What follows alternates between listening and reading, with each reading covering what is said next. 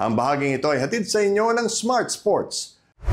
Mabuhay teammates, ito ang Basketball Universe at ako si Bill Velasco. When did you decide na siguro panahon na mag-retire? Yun no. Ang sarap pagkwentuhan noon ano. Kasi nung nasa Alaska din ako, nung nasa Blackwater ako, siyempre yung mga anak nila Alvin Teng, nila Rabena, pag naglalaro kami, nagmamano na sa akin. Tito, kumusta? Ganyan. Imbis na high five lang o di kaya kumustahan lang, nagmamano na sa akin. Siguro, sabi ko sa sarili ko, pati sa asawa ko natatawa eh. Sabi ko, siguro ito na yung tahim na para mag-retire na ako kasi ang mga kakalaban ko nagmamano na sa akin. Ibig sabihin, medyo nakakaangat-angat na tayo sa edad. Ang bahaging ito ay hatid sa inyo ng Nickel Asia Corporation. Si Eddie Lauri ay una kong nakilala noon pang 1990s at nakapaglaro siya sa NBA sa Batangas Blades. Ngayon naman, nabubuhay siya sa Amerika at kinumusta namin siya. Una sa lahat, Eddie, anong ginagawa mo sa Amerika? Nandito kasi yung misis ko. Sumunod lang kami nung bunso ko na anak. Dito sir, mayroong mga Filipino community dito na naghahanap sila ng coach na yung kagaya natin na professional para doon sa isang grupo nila, sa grupo ng mga Filipino. So ako yung nakuha dito ng Hope Hunter Filipino community na grupo. So, anong age yung mga yan? 9 years old to 19 years old na mga bata. Oh, si Garvo Lanete, yan din ang ginagawa niya sa Atlanta. Yung sa kanya naman yata school din. Oo, high school siya. So, balikan muna natin yung playing career mo. Paano ka napunta sa Batangas Blades? Bali sa Batangas Blades, before no, nasa 1997, nasa PBL ako no, nasa Agfa, Red Bull ako nung time na yon. Bago matapos yung taon, yun nga, naririnig na natin na mayroong itatayo na liga, NBA. In-scout ako ni Coach Binky nung naglalaro pa lang kami. Naglalaro pa lang kami. Yung pala si Coach Binky nanonood. Siya ang magiging head coach ng Batangas Blades noon. Okay. So after ng game namin, kinausap niya ako na ganun nga, kung gusto niya akong kunin sa Batangas Blades. So nag-usap kami, at least na okay naman. Kaya ako napunta ng Batangas Blades. Pero nung umpisa parang ang hirap, di ba? Kasi parang ikaw lang yung nagdadala sa Batangas noon eh.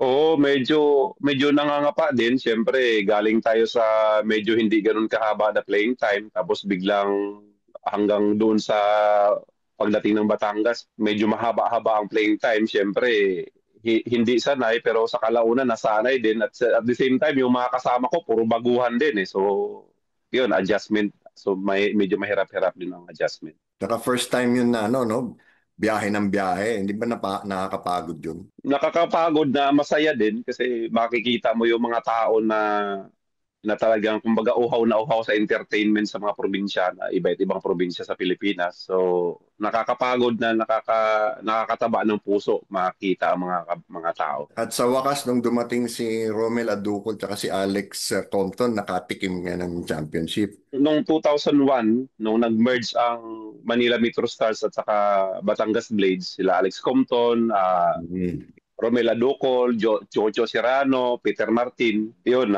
kuha natin yung champion. Gaano kasaya yun para sa iyo? Para sa akin, memorable yun kasi isa sa mga kumbaga professional na liga, tapos siyempre nag-champion kayo at the same time yung year na yun yung year na nag-champion din kami sa SEA Games nung time na yun, tapos at the same time ako yung nahirang na MVP that time. So siyempre masaya yun kasi ibang level na yung kumbaga NBA yan eh. Nung nawala yung NBA, anong pakiramdam mo nun? Nangapa ka ba? Kinabahan ka ba? Nung nawala ang NBA, galing naman kami noon sa Jones Cup sa Taiwan. Pagbalik namin ng Pilipinas, yun nababalita na magdidisband na nga daw ang NBA. So, siyempre, unang-una, masama ang loob, malungkot. Siyempre, meron tayong pamilya na pinapakain natin. Saka maraming umaasa sa atin na kumbaga natutulungan din natin. Siyempre, nangangapa kami, pero bago pa lang noon, meron ng mga PBL teams na mga kumakausap din. At yun, napunta ako ng Wilcoat that time. Kami la Romel Aducol naman. Tapos ano yung nagbigay sa'yo ng pagkakataon na makapasok naman sa PBA? Yung unang-una, yung MBA, malaking bagay sa akin na exposure yon, malaking bagay sa akin na doon ako nakita ng mga ibang coach, iba't ibang coaches sa PBA na para kahit papaano makapasok sa PBA at makapaglaro. Yung nasa PBA ka, mas mahirap ba yon kaysa sa MBA? Sobra, mas siguro 10 beses ang times mo sa hirap dahil yun nga, alam naman natin lahat ng pinakamagagaling sa buong Pilipinas at mga Pilipino abroad nasa PBA lahat. Kumbaga, hindi natin ipagkakaila na PBA ang pinaka the best of the best sa Pilipinas. Siyempre, adjustment period.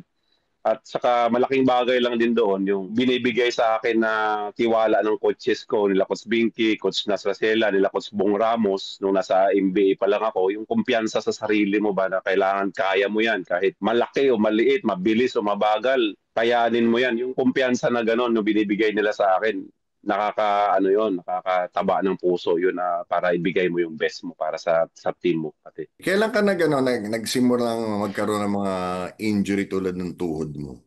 Nung after ng MBA na kasi doon ko na feel na parang overuse pala ako sa paglalaro na din kasi sa MBA simula college simula Adamson medyo gamit na ako nung Adamson. Tapos pagdating ng PBL nagagamit din lalo na pagdating ng MBA talagang banggaan, tulakan, takbuhan, liparan, lahat. Pagdating ng PBA nung pumasok ako sa MBA doon ko na feel na halos wala na palang cartilage ang tuhod ko, buto sa buto na yung nagbabanggaan. Kaya hindi rin pala maganda kapag ganun. Nung nakailang team ka na sa PBA, when did you decide na siguro panahon na mag-retire?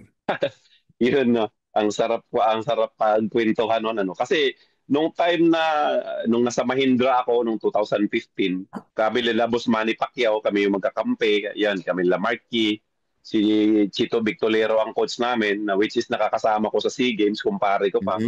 Nung nasa Alaska din ako, nung nasa Blackwater ako, siyempre, yung mga anak nila Alvin Teng, nila Rabena, pag naglalaro kami, nagmamano na sa akin. Tito, kumusta? Ganyan. Imbis na high five lang o di kaya kumustahan lang, nagmamano na sa akin. Siguro, sabi ko sa sarili ko, pati sa asawa ko natatawa eh. Sabi ko, siguro ito na yung time na para mag-retire na ako kasi ang mga kakalaban ko nagmamano na sa akin. Ibig sabihin, medyo nakakaangat-angat na tayo sa edad. Oh, Pero tito problems. tito na ang tawag sa akin. Kasi nung NBA days, yan sila Jeron, sila Jeric, kaibigan kami na Alvin, nila Tusan eh. Pag pupunta kami sa bahay nila, yung mga batang yan, nasa mga 10 years old, 11 years old pa lang. Tapos nung naabutan ko pa sa PBA, ibig sabihin, time na to para mag-retire. Ano yung plano mo nung naisipan mo mag-retire na? Nung nag-retire ako, napag-usapan namin ni Mrs. ko, siyempre, mga anak ko sa Manila, sabi ko, stable naman na to mga to. Baka pwede tayong umuwi na doon sa probinsya, at least makarelax-relax naman din tayo. Nung time na yon, umuwi kami. Bali, nasa Manila pa kami for how many years? Tapos sabi ko, parang mas maganda yata sa probinsya. Umuwi kami probinsya. Umuwi kami sa Mindanao sa amin. Kumusta naman yung buhay doon? Sa Mindanao, sa probinsya, kahit sa probinsya, of course, mabagal talaga. Parang ang bagal ng pacing, ang bagal ng takbo. Tapos, siyempre, kailangan doon, ka talaga. Kumbaga, mahaba ang PC mo doon. Hindi ka ba nabagot? Ay, hindi naman, kasi sanay ako sa probinsya. Pero ang problema lang, medyo mabagal ang takbo. Siyempre, hanapin mo pa rin ang Manila kasi sanay ka nga sa Metro Manila. So, hinahanap mo yung basketball? Hindi, actually, doon ang daming basketball. Ang daming basketball sa amin. Nagba-basketball clinic ako sa mga barangay-barangay doon sa amin, sa mga liblib na lugar. Tumatawid kaming ilog para lang mag-basketball clinic para sa mga kabataan. Ginagawa ko yun. Tapos nag-organize kami ng mga 40 above na mga paliga sa mga matatanda, at the same time sa mga bata. Hindi ako nababagot, hindi ko hinahanap ang basketball kasi napakarami doon. Napakarami kung kahit papaano mga natulungan mga bata. Bakit hindi mo mabitawan yung basketball hanggang ngayon? Siyempre, as a professional player, hahanap-hanapin mo kahit dito sa Amerika, kinukuha ko intercity. Kinukuha ko dito yung, alam mo yun, open gym. Uso dito sa Amerika yung open gym eh. Nakikilaro-laro ako kasi kailangan pa rin natin magpapawis. Kasi yun nga sinasabi ko rin pati sa mga anak ko na pati sa mga kalaro ko dito. Sabi ko, kaysa sa mag-maintenance tayo ng gamot, ang Mhm. maintenance natin, ito na lang papawis natin. At least ito, talagang healthy tayo dito. Nakakatakbo tayo, nakaka-stretch tayo, kahit pa paano, alubilo natin yung mga ibang tao na hindi naman natin kilala dati. Yun pa lang, napakalaking bagay yun para sa ganitong edad na natin. Tinanong ko rin si Eddie kung anong pakiramdam na nasa Amerika siya pero ang kanyang anak ay naglalaro ng volleyball dito sa Pilipinas. Nung nagkapamilya ka na, plano mo ba talaga na mag-sports yung mga anak mo o hinayaan mo lang sila? Nung nagkapamilya kasi ako, ang nangyari, yung mga anak ko, kagaya lang, nila AJ, nila Aya, si Echo, tuwing may practice ako, sumasama sila sa practice. Tapos, hindi ko naman sinasabi, oh, humawak kayo ng bola, maglaro kayo. Hindi ko sinasabi sa kanila yon. Sila mismo ang gustong maglaro. Actually, yan, si Aya at saka si EJ, bago yan nag-volleyball, mga basketball player yan sa school nila. Ano yan? Anong pakiramdam mo ngayon na nasa sports din yung mga anak mo?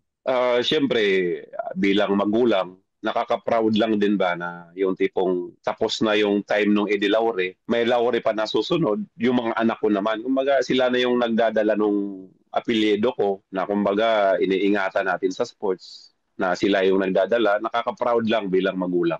Ngayong nasa Amerika ka, anong pinakamahirap para sa iyo na nandiyan ka tapos yung mga anak mo nandito? Ang mahirap lang yung makasama sila physically. O yun ang namimiss din namin na mag-asawa. Although mayroon kaming isang anak dito, yung bunso namin kasama namin dito. Yung mga anak ko na nandiyan dyan sa Pilipinas, ano kami, parang hindi rin kami malayo eh.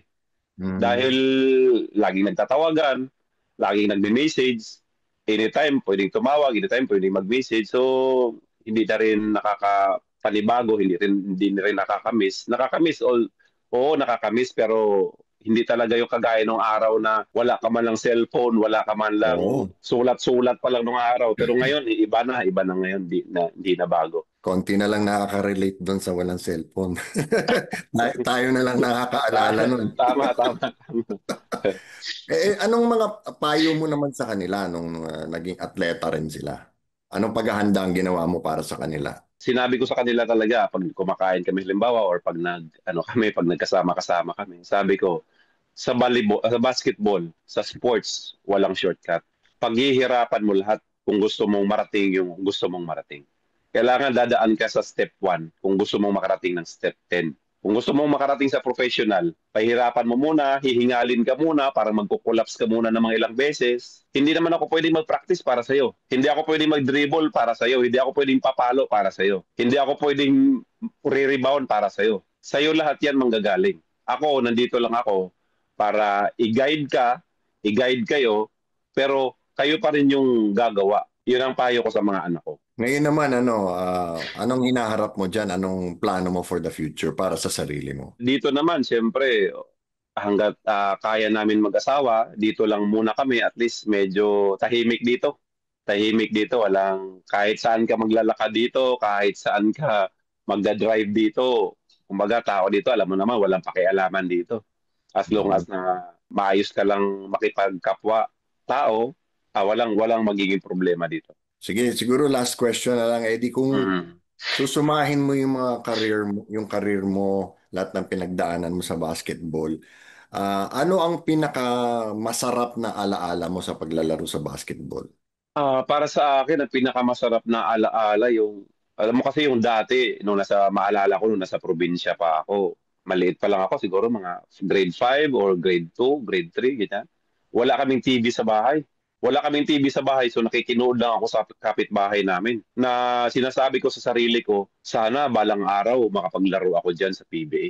Maalala ko, sabi ko, ang gusto kong malaruan na team, Pure Foods. Pinagsikapan ko yun. Araw-araw, nagsikap ako. Araw-araw talaga, nagpa-practice ako sa sarili ko, nagja-jogging ako para lang makarating ako ng PBA. Nung nakarating ako ng PBA, sabi ko, ito na yung pinapangarap ko para ako nananaginip. Nung unang laro ko, nung nasa Shell ako, Unang laro ko sa Shell, nasa Cuneta Astrodome kami, talagang parang nananaginip ako, nasa Ultra kami, parang ito na yon. Ito na yung pangarap ko noon na natupad na dahil sa, kumbaga, sa sipag, sa tiyaga, dahil sa determination mo na gusto mo makarating. Para sa akin, yung championship, yung MVP, yung mga awards mo, wala lahat yan eh. Yung pinakamasarap na feeling sa akin, yung pinagdadaanan ko, yung maraming ups and downs na pinagdaanan ko, yung hirap na pinagdaanan ko para makarating doon, yung pinakamasarap para sa akin. Right. Maraming salamat sa oras mo, Ricky. Mag-iingat ka dyan. Pag nakapunta ako ng New York, magkita tayo. Ay, anytime sir, anytime. Pasyal tayo, kain tayo. Ako, tataba na naman ako. Salamat, mag-iingat ka. Maraming salamat sir sa time at saka sa pagkakataon na siyempre marinig din ng mga kababayan natin kung ano yung pinagdadaanan natin na masarap, na mahirap. Baka akala kasi ng mga ibang tao, sir, nandyan na yung mga PBA player, hindi naghihirap yan. Hindi. Bago yan makarating dyan. Lahat ng hirap, lahat ng gutom, lahat ng pagod, nararanasan yan lahat. At yan ang Basketball Universe para sa araw na ito. Abangan kami tuwing Lunes, Miyerkules at Biyernes sa YouTube at Facebook. Kaya like, share, subscribe at follow na rin. Nais naming pasalamatan ng aming mga sponsors. Smart Sports, Nickel Asia Corporation. Laging tandaan, saan man kayo at anuman ang ginagawa ninyo, magkakampi tayo. Ako si Bill Velasco at ito ang Basketball Universe.